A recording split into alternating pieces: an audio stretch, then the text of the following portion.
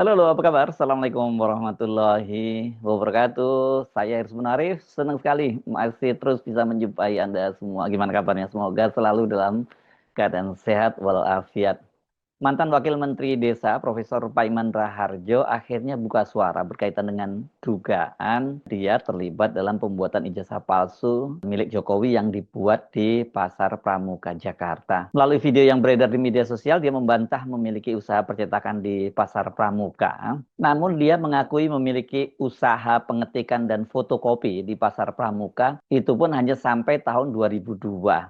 Ini saya kira berkaitan dengan timeline ya, karena heboh soal pembuatan ijazah Jokowi di Pasar Pramuka itu dibuat untuk keperluan Pilkada DKI Jakarta pada tahun 2012 ya. Selain membuat video, ternyata Paiman Raharjo hari ini, hari Selasa 24 Juni 2025, dia kembali mengirim pesan pribadi atau japri ke Roy Suryo yang narasinya sama dengan konten dalam video yang dia buat. Ini membantah dia punya percetakan itu, dan Paiman juga membantah kalau pesan dia, pesan WhatsApp sebelumnya yang sempat saya bahas di konten sebelumnya kepada Roy Suryo itu merupakan bentuk intimidasi terhadap Roy Suryo karena berani-beraninya mempersoalkan keaslian ijazah dari Joko Widodo. Nah, menariknya seperti saya sudah bisa duga sebelumnya, ini jadi gayung bersambut. Ini kemudian ternyata pemerhati intelijen Sri Rajasa Chandra, dia mengaku telah melakukan investigasi ke Pasar Pramuka dan bertemu dengan beberapa orang yang mengenal Paiman dan memastikan Paiman itu memiliki usaha percetakan di Pasar Pramuka. Nah, siapa yang benar ini? Nama Profesor Paiman Raharjo ini dalam beberapa hari dan 2 hari ini ya setidaknya, ini Rektor Universitas Mustopo Beragama itu memang banyak sekali jadi pembicaraan karena dia terseret kasus dugaan pemalsuan ijazah Jokowi. Soal ijazah Jokowi dicetak diduga lah tepatnya begitu ya, dicetak di Pasar Pramuka Jakarta itu kan bermula dari pernyataan politisi PDIP Bitor Suryadi. Dia mengaku dia mendapat informasi dari kader PDIP bahwa ijazah sarjana Jokowi yang sekarang sedang dihebohkan itu ternyata dicetak di Pasar Pramuka. Ijazah itu digunakan untuk kepentingan pelengkapan administrasi ke KPUD Jakarta waktu Jokowi itu maju menjadi calon gubernur DKI Jakarta pada Pilkada 2012, dan kemudian dokumen yang sama itu digunakan juga oleh Jokowi untuk pendaftaran sebagai calon presiden pada Pilpres 2014. Bitor waktu itu yang menyebut bahwa yang membuat ijazah palsu itu seorang bernama Widodo yang dikenal dia sebagai yang disebut sebagai tim Solo, dan dia itu bekerja sama dengan seorang kader PDIP dari Jakarta yang bernama Denny Iskandar. Jadi pada waktu itu ada tim Solo dan tim Jakarta yang bertemu di daerah Cikini itu merapatkan tentang kelengkapan administrasi pencalonan Joko Widodo, dan kemudian soal ijazahnya ini diputuskan dicetak di Pasar Pramuka. Itu versi Bitor Suryadi. Tapi Bitor sekarang memang bukan hanya kehilangan jejak dua orang itu, Denny Iskandar dan Widodo, tapi dia juga ngaku agak sulit ya melacak ke Pasar Pramuka karena kawasan yang tadinya dikenal sebagai tempat percetakan ijazah palsu itu sekarang sudah terbakar. Bahkan Bitor menyebutnya itu dibakar. Karena itu Bitor sampai sekarang dia masih mencoba mencari dua orang itu, Widodo dan Denny Iskandar itu yang katanya menghilang gitu. Informasi dari Bitor itu menarik perhatian seorang pengamat intelijen, Sri Rajasa Chandra, MBA ini. Profesinya sekarang sebagai pengamat intelijen, tapi sebenarnya dia lama bergulat di dunia intelijen selama dia masih aktif di kemiliteran ini. Jadi dia adalah pensiunan perwira menengah, pangkat kolonel kalau tidak salah ya, dan naluri intelijen dia mencium ada sesuatu yang tidak beres dalam soal ini. Dia kemudian turun menyelidikinya dan mendapatkan info, kemungkinan atau dugaan bahwa Paiman, ketua relawan sedulur Jokowi itu yang punya percetakan di Pasar Pramuka, terlibat dalam pembuatan ijazah palsu Jokowi itu. Nah, ketika dia berkomunikasi dengan Roy Suryo, dia makin yakin setelah mendapat informasi dari Roy Suryo bahwa pada tanggal 6 Mei lalu, tahun 2025 ini ya, dia dikirimi WhatsApp panjang oleh Paiman. Intinya di situ dia mengingatkan Roy Suryo itu agar segera minta maaf kepada Jokowi karena menurut Paiman dia sudah melihat sendiri ijazah Jokowi dan itu kata dia sama dengan ijazah-ijazah lainnya, dan sebagai seorang rektor dia tahu yang soal-soal begini dia paham lah, dan karena itu dia menganggap bahwa Roy Suryo itu sudah melakukan kriminalisasi terhadap Jokowi, dan kemudian Jokowi merasa sakit hati. Jadi Pak Iman menyarankan kepada Roy Suryo itu untuk segera minta maaf kepada Joko Widodo agar hidupnya dan keluarganya itu bisa hidup lebih tenang gitu. Nah, ini pernyataan pada bagian inilah yang dianggap oleh Roy Suryo ini merupakan intimidasi kepada dia secara halus gitu. Sri Rajasa kemudian membuat artikel yang dimuat di cherrynews.id dengan judul "Ada apa dengan mantan wakil Menteri Desa terkait dugaan ijazah palsu Jokowi?" Dia masih pada waktu itu dia masih belum straightforward lah. Dia masih menyatakan dugaan-dugaan semacam itu, dan kemudian Roy Suryo sendiri juga membuka apa sih isi WhatsApp Paiman yang disebut disebut dalam artikelnya Sri Rajasa MBA itu, dan setelah itu menyebar info dari Sri Rajasa maupun Roy Suryo itu geger. Ini jadi ramai sekali di media sosial dan banyak juga menjadi konten-konten di channel YouTube, di TikTok bahkan, dan saya juga dapat ini ada di Facebook dan macam-macam lah ini. Jadi rame banget, dan ini rupanya membuat Pak Iman gerah, dan kemudian dia membuat video klarifikasi. Assalamualaikum warahmatullahi wabarakatuh. Saya Profesor Dr. Haji Paiman Raharjo, MMMSI, ingin mengklarifikasi berita yang beredar bahwa Paiman Raharjo, Wamendes, terlibat di dalam pembuatan ijazah palsu Pak Jokowi. Perlu saya sampaikan bahwa sesuai penjelasan dari UGM, Fakultas Kehutanan, bahwa Pak Jokowi sah, yaitu lulusan dari UGM.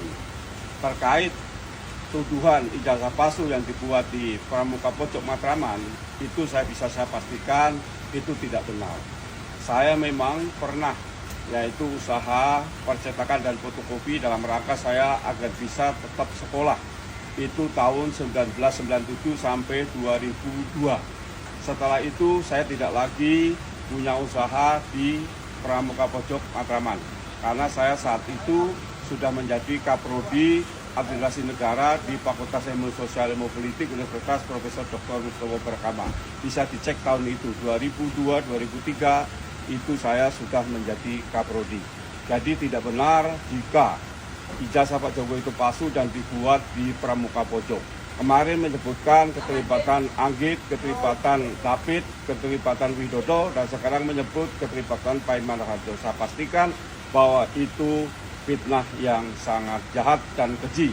Saya kira segera bertobat dan mengakhiri, jangan sampai banyak orang lagi yang difitnah sehingga semakin banyak dosa yang dibuat. Saya kira itu klarifikasi dari saya. Wassalamualaikum warahmatullahi wabarakatuh. Selain membuat video klarifikasi, Pak Iman rupanya juga mengirim kembali WhatsApp grup ke Roy Suryo. Dia hari ini mengirimnya ya, hari Selasa tanggal 24 Juni 2025.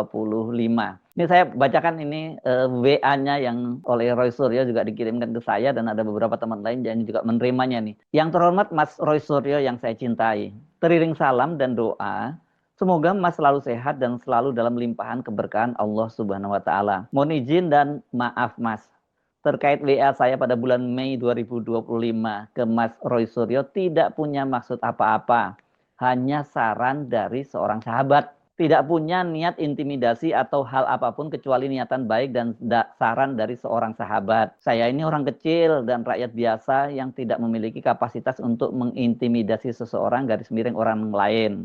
Jika WA saya ke Mas Roy Suryo membuat Mas tidak berkenan, saya mohon maaf. Karena pikiran sepintas saat itu saya merasa kenal dengan Mas sebagai sahabat. Jadi murni niatan baik, saran sebagai sahabat.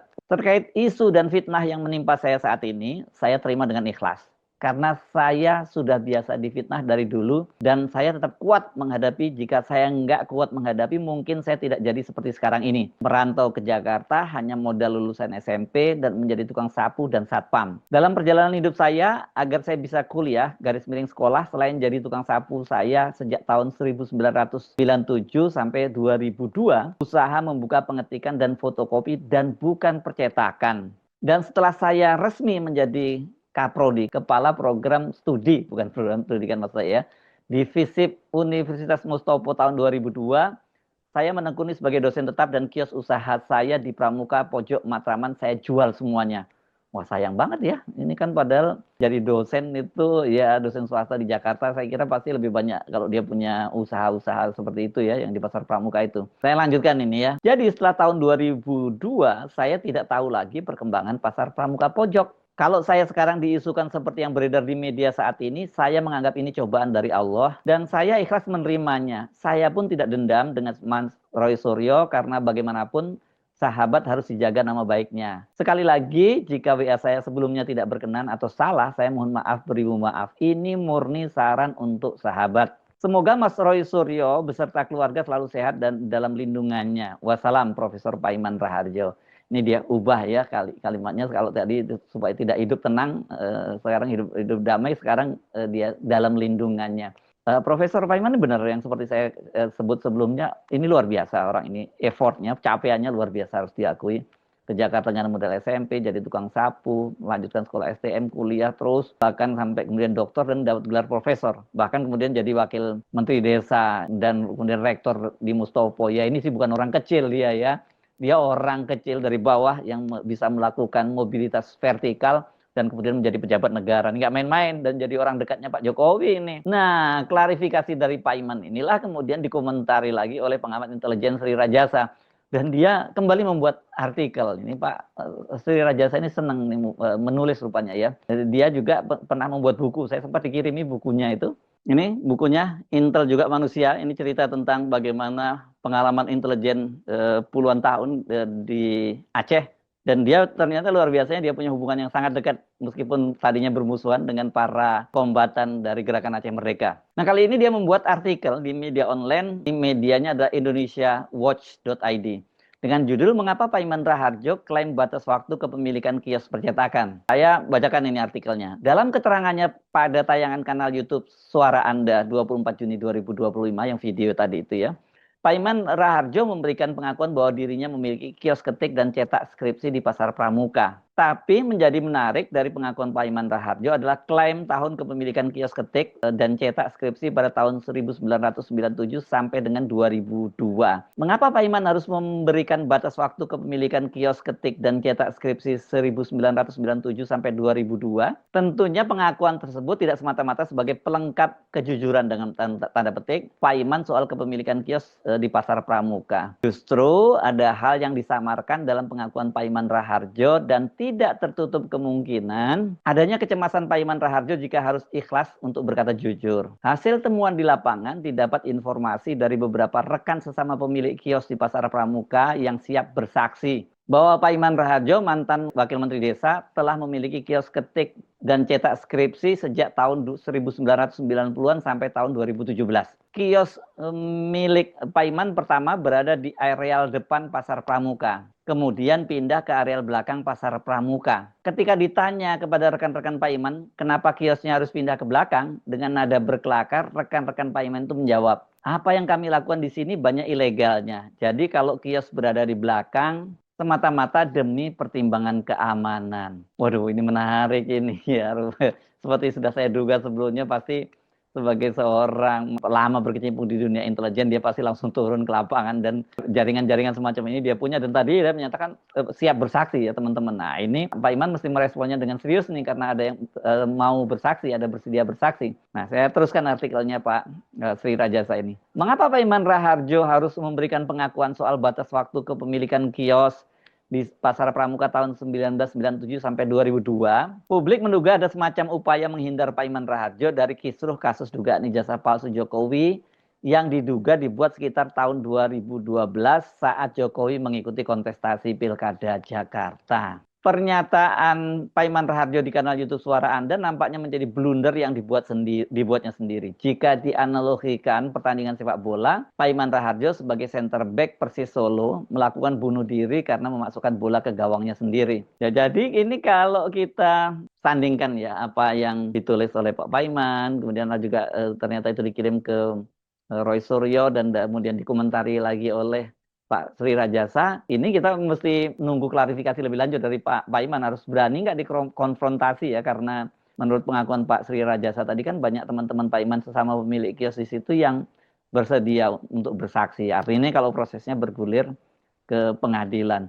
Ini jadi medan pertemuannya jadi medan pertempuran baru ya Pasar Pramuka ini ya. Kalau sebelumnya kan fokusnya di UGM, sekarang ini orang mulai fokus ke oleh netizen disebutnya sebagai UPP, Universitas Pasar Pramuka. Ada juga yang menyebut Universitas Pojok Pramuka. Bahkan saya lihat sudah AI-nya segala macam udah muncul itu ya. Sekarang cepat banget yang hal-hal yang seperti ini. Jadi soal ini dipastikan ini akan membuat Pak Jokowi makin ya makin puyeng ya, karena banyak sekali front pertempuran yang harus dia hadapi, tidak hanya berhadapan dengan Roy Suryo, tapi juga dengan ini muncul tokoh baru namanya Sri Rajasa, ini seorang pengamat intelijen yang saya kira nggak dengan latar belakang dia nggak boleh dianggap main-main ini, karena pasti dia sudah memperhitungkan sebagai seorang pengamat intelijen dan kemudian muncul ke publik dan dia menunjukkan data-data yang dia miliki, kan ini pasti datanya diperoleh dengan sangat kuat lah, setidaknya dia meyakini bahwa data yang dia peroleh ini valid. Nah kalau sudah begini ya dipastikan ini Pak Jokowi bakal tambah under pressure ya. Gitu. Mudah-mudahan saja ini persoalan nggak nambah berat sakitnya Pak Jokowi, karena Pak Jokowi itu sakitnya sekarang kan katanya alergi penyakit kulit, tapi kok alerginya lama banget ya, karena katanya tidak cocok dengan udara Vatikan, karena waktu itu diutus oleh Pak Prabowo untuk menghadiri pemakaman Paus. Ini kan jelas sebagai satu hal yang kehormatan harusnya, tapi kemudian Pak Jokowi ternyata merasa nggak cocok dengan udara di Vatikan dan kemudian pulang, sampai sekarang tidak sembuh juga alerginya. Sudah 2 bulan ya, kalau Vatikan kan pemakamannya akhir April dan sekarang sudah menjelang akhir Juni. Jadi hampir 2 bulan belum sembuh juga. Saya sebenarnya sampai jumpa lagi. Wassalamualaikum warahmatullahi wabarakatuh.